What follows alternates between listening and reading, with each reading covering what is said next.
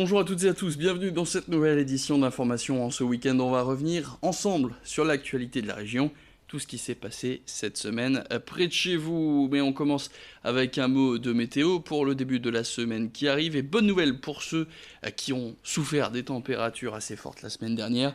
Le thermomètre va baisser de quelques degrés pour le début de semaine prochaine. Une diminution progressive, on attend encore 22 degrés lundi et 21 degrés mardi et mercredi, fin d'épisode caniculaire qui sera surtout marqué par des nuages les 2 premiers jours avant que le soleil ne reprenne entièrement ses droits mercredi.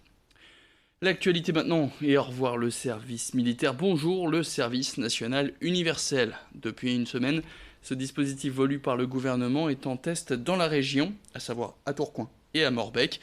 220 jeunes de 15 et 16 ans venus de toute la France sont amenés à vivre un mini-service militaire de 15 jours. Des jeunes de toute catégorie sociale et volontaires qui sont amenés à vivre ensemble pour retrouver une unité nationale. Ici, les journées débutent très tôt avec des ateliers citoyens et des activités sportives, à l'image de cette demi-journée où les participants se sont frottés au parcours, une discipline sportive exigeante.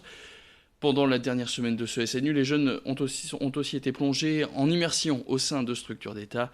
Xavier Silly est allé voir comment s'étaient passées ces semaines de tests. Le sens, d'abord le premier, ce serait la cohésion du groupe. Ils sont dans des maisonnées où ils sont mixés, brassés. Ils ne sont plus tous par département d'origine, mais on a brassé les départements. Donc ils ont fait de nouvelles rencontres et maintenant ils commencent à dire que ces rencontres sont intéressantes pour eux. Donc on atteint déjà un premier niveau d'objectif sur la diversité, l'acceptation de l'autre dans ses différences. Donc ça c'est très très important pour la citoyenneté. Ensuite, ils ont eu quelques activités où ils ont pu rencontrer des gens engagés, comme les pompiers. Ils ont rencontré un ancien résistant. Ils ont rencontré des policiers. Donc, ça leur donne des idées. Alors, pas forcément pour s'engager dans des structures d'État, mais pour, en tout cas, mettre du temps au service des autres.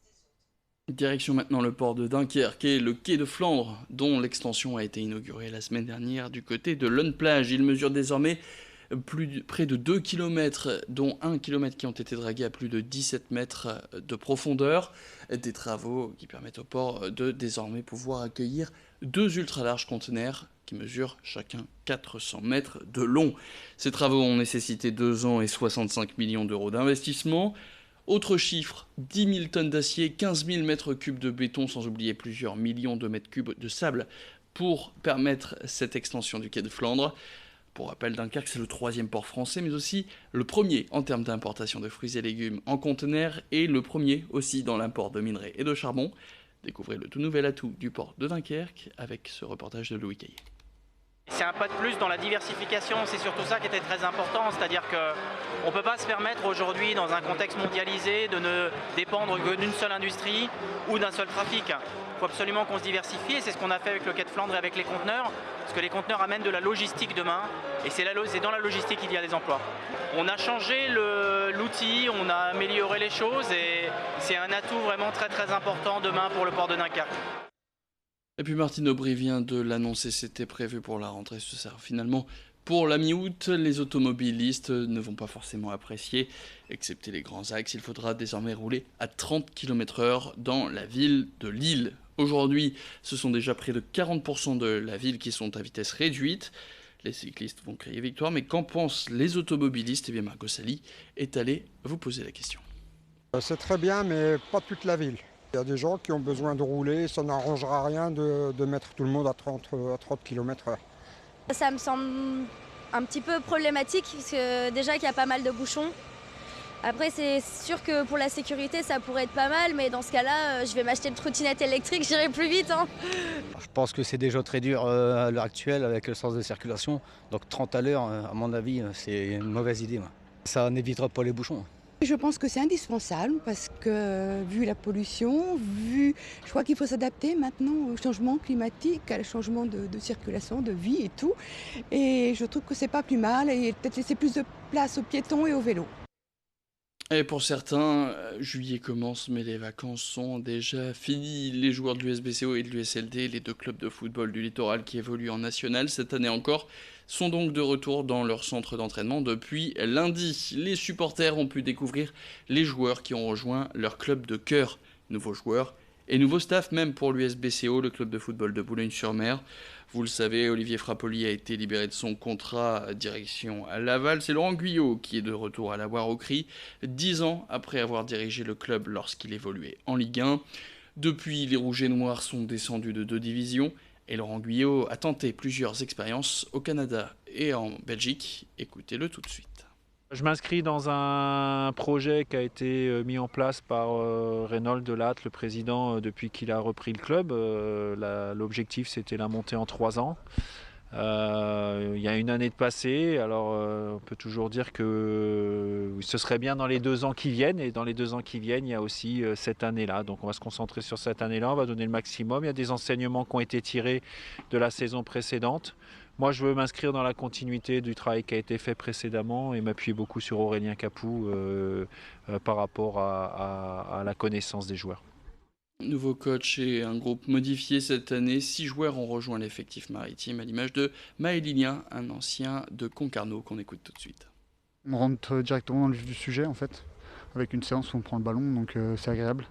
Quand on a été un mois un peu out, ça fait toujours plaisir de retrouver le ballon.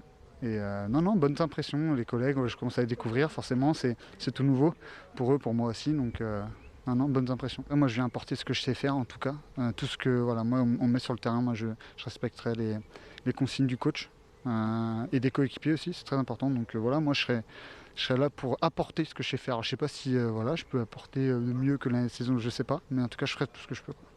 Et puis on termine avec ce témoignage et cet appel au don. Elle s'appelle Lauriane, c'est une jeune étudiante en comptabilité qui a recueilli Junior, un golden retriever de 8 mois qui risquait la paralysie et qui avait déjà connu 4 propriétaires avant elle.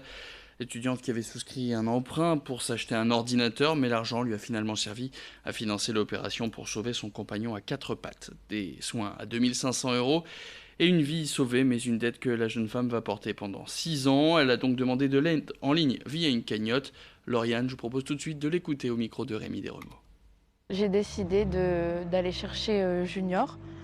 Au départ, je devais aller du vendredi soir, mais avec ma mère, on s'est dit qu'un jour de plus, c'était peut-être un jour de trop. Donc du coup, j'ai été le chercher du jeudi soir chez la personne qui l'avait recueilli en attendant de lui trouver une famille. Quand je l'ai pris, j'avais peur qu'il soit agressif ou craintif, qu'il ait un mauvais comportement, mais en fait, pas du tout. Il est super attachant. On a été voir le spécialiste de Ronchin qui nous a dit qu'il avait une forte dysplasie des hanches et qu'il fallait l'opérer avant ses 8 mois. Le vétérinaire nous a fait un petit geste et nous a dit de prévoir 2500 €. J'avais le choix entre soit Junior, soit mon ordinateur et je me suis dit que c'était plus important une vie plutôt qu'un outil informatique duquel je peux quand même me passer, quoi. Si je le faisais pas, il pouvait être paralysé. Ou alors euthanasie si on le donnait à des associations comme la SPA.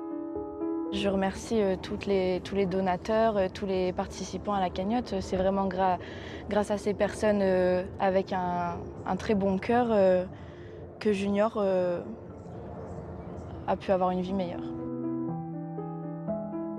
Et c'est la fin de cette édition. Merci à toutes et à tous de l'avoir suivi. Je vous souhaite un excellent week-end.